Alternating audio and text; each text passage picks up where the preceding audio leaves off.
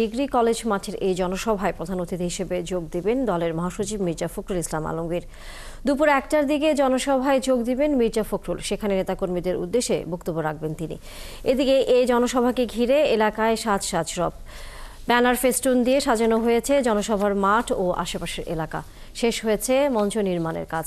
জোরদার করা হয়েছে এলাকার আইন শৃঙ্খলা ব্যবস্থা। সদর উপজেলা ছাড়াও অন্যান্য উপজেলা ও জেলা বিএনপির নেতাকর্মীরা যোগ দেবেন এই জনসভায়।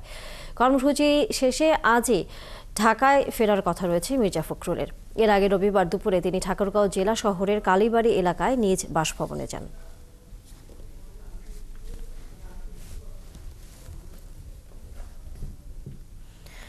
ঠাকুরগাঁওয়ে বিএনপির জনসভার খবর নিয়ে যুক্ত হচ্ছেন সহকর্মী শফিকুল হক।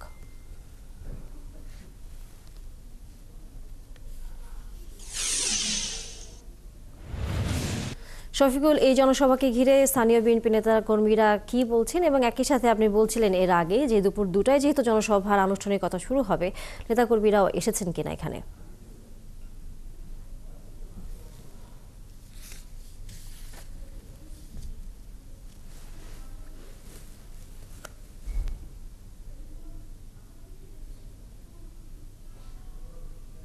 এর আগের খবরে জানাচ্ছিলাম প্রস্তুতি কিন্তু এরই মধ্যে সম্পন্ন হয়েছে। আপনাকে একটি বিষয় জানিয়ে রাখি যে বিগত 15 বছর ঠাকুরগাঁয়ে বিএনপি মহাসচিব মির্জা ফখরুল ইসলাম আলমগীর তিনি কিন্তু এর আগেও একাধিক জনসভা করেছেন, কিন্তু দলটির নেতাকর্মী বা আয়োজক যারা রয়েছেন তাদের সাথে আমরা কথা বলেছি। তারা যেটি বলছিলেন যে বিগত 15 বছরে তারা এত বড় জনসভা করতে পারেনি। তার কারণ আপনি নিশ্চয়ই জানেন যে বিগত সরকারের নানা ধরনের বাধা বিপত্তি অতিক্রম করে তাদের সমাবেশ করতে হয়েছে, তবে এখন সেই পরিস্থিতি নেই।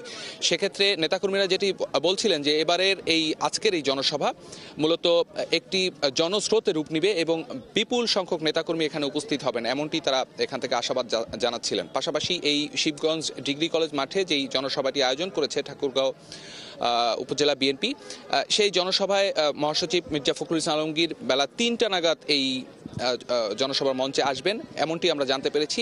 এর বাইরে যদি বলতে হয় যে জনসভার নেতাকর্মীদের উপস্থিতি কিন্তু এখনো সেরকমটি হয়নি। বিক্ষিপ্তভাবে ছড়িয়ে ছিটিয়ে নেতাকর্মীরা অবস্থান করছেন। তারা দুপুর 1টার পরে 1টা নাগাদ এই জনসভার যে মাঠ, সেই মাঠে প্রবেশ করবেন বলে আমরা জানতে পেরেছি। এর বাইরে যদি বলতে হয়, বিএনপি মহাসচিব গতকালকে পঞ্চগড়ে জনসভা করেছেন, আপনি জানেন। সেখানেও নির্বাচন ইস্যুতে তার বক্তব্য ছিল। পাশাপাশি বিগত সরকারের প্রধান যিনি ছিলেন শেখ হাসিনা, তিনি ভারতে বসে দেশ বিরোধী যে চক্রান্ত করছেন, সেই চক্রান্ত মোকাবেলায় সবাইকে সতর্ক এবং ঐক্যবদ্ধ থাকার আহ্বান তিনি জানিয়েছেন তার সেই বক্তব্যে। আজকেও সেরকম বক্তব্য এখানে তিনি রাখতে পারবেন বলে আমরা জানতে পেরেছি। পাশাপাশি বিএনপির যেই রাষ্ট্র সংস্কারের ঘোষিত 31 দফার যে বিষয়গুলো রয়েছে, সেই বিষয়গুলো জনগণের সামনে তুলে ধরা, নেতাকর্মীদের উদ্বুদ্ধ করতে কিন্তু তার দিক নির্দেশনামূলক বক্তব্য থাকবে। এবং তৃণমূল পর্যায়ে এখানে শুধু বিএনপি নেতাকর্মী নয়, আপনি জানেন যে এই ঠাকুরগাঁও সদর উপজেলার পাশাপাশি এখানে আমরা যেটি জানতে পেরেছি, আশপাশের ইউনিয়ন থেকেও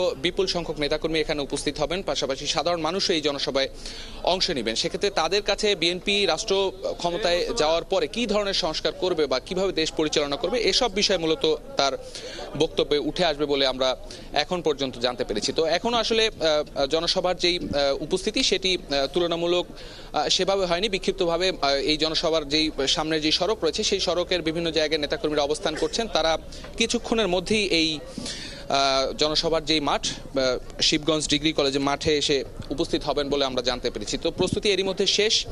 আজকে প্রধান অতিথির বক্তব্য রাখবেন এখানে বিএনপি মহাসচিব মির্জা ফখরুল ইসলাম আলমগীর, এবং নেতাকর্মীরা তার কী ধরনের বক্তব্য রাখেন বা কী ধরনের নির্দেশনা দেন সেটির অপেক্ষায় রয়েছেন। তো তা নিয়ে এখন পর্যন্ত এই ছিল জনসভার মাঠ থেকে সবশেষ খবর। ধন্যবাদ শফিকুল হক। নিশ্চয়ই আমরা যখন বিএনপির জনসভা শুরু হবে, বিএনপির মহাসচিব যখন বক্তব্য দেবেন, আমরা আবারও যুক্ত হব আপনার কাছে।